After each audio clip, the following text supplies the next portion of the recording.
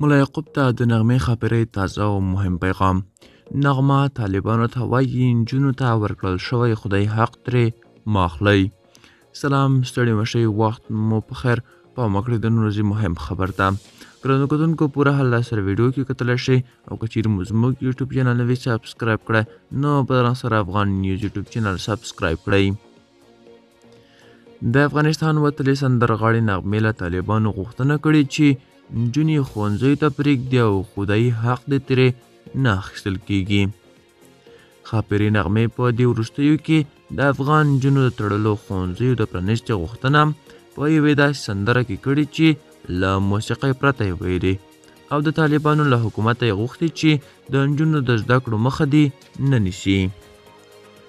نوموړي وایي له دغه سندرې موخه دا وه چې اوسني چارواکي باید ژر تر ژره نجونې ښوونځیو ته پرېږدي.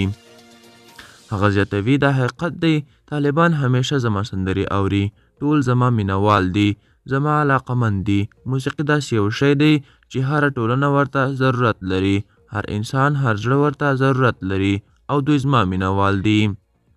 د دوی په ترانو کې چې زه دا اوس وینم ټول زما طرزونه دي، نو که دوی سندرې نه اوري نو د طرزونه یې څنګه زده کړي دي. هغه وایي د نجونو د زده کړو لپاره به د خپل هنر له لارې کمپاین ته دوام ورکړي. میرمن نغمه وایي د امنیت او ټیکاو په برخه کې د طالبانو هڅې د ستاینې وړ دي، خو پر میرمنو لګول شوي محدودیتونه به افغان ټولنه شاتګ ته اړ کړي. نو کتونکو دا و د نن ورځې چمتو کلی خبر. تر بیا خیر چارې ښه وه.